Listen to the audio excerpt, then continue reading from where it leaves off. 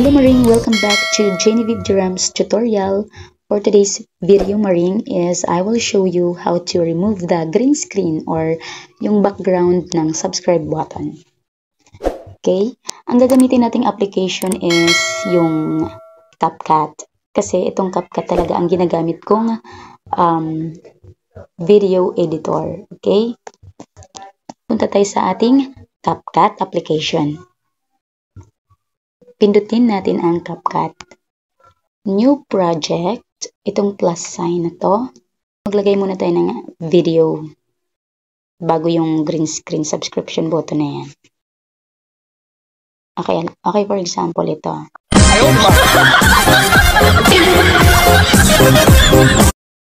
Okay, for example, ito. Ayan, pindutin natin itong add.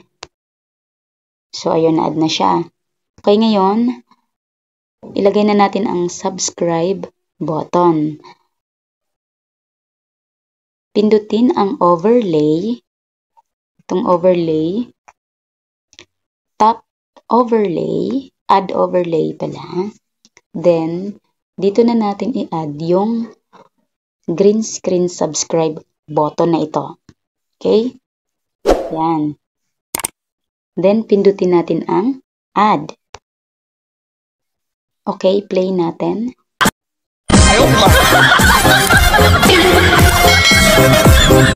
Okay, so tatanggalan na natin ng green screen itong ating subscribe button. Pindutin lang natin ito. Ayan. Pagkatapos, punta lang tayo dito sa baba. Pindutin natin itong remove BG. Then, chroma key. Ayan. Tapos itong bilog na to, ilagay lang natin siya dyan sa pinakadulo. Okay? Yan. Then, intensity, ilagay natin siya sa 50. Okay.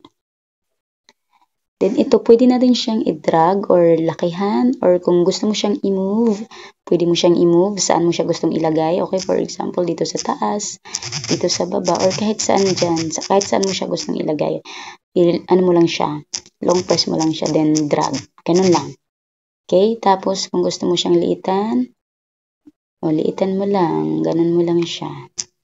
Yan. Okay, for example, dito natin siya ilagay. Yan.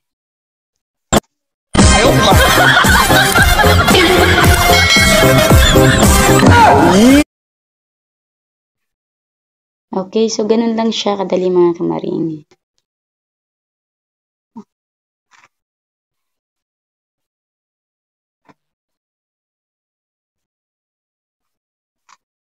Okay. Ganun lang siya kadali. Maiksi lang kasi yung video natin.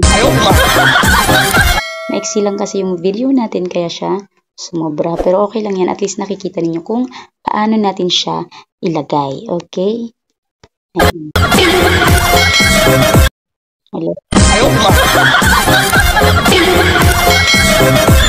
O, diba? Ganun lang siya kadali.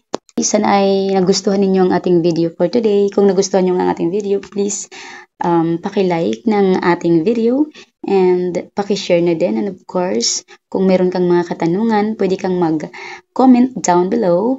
And please, Maring, huwag mong kalimutang mag-subscribe din sa ating channel para magiging updated ka sa mga i-upload kong mga bagong video.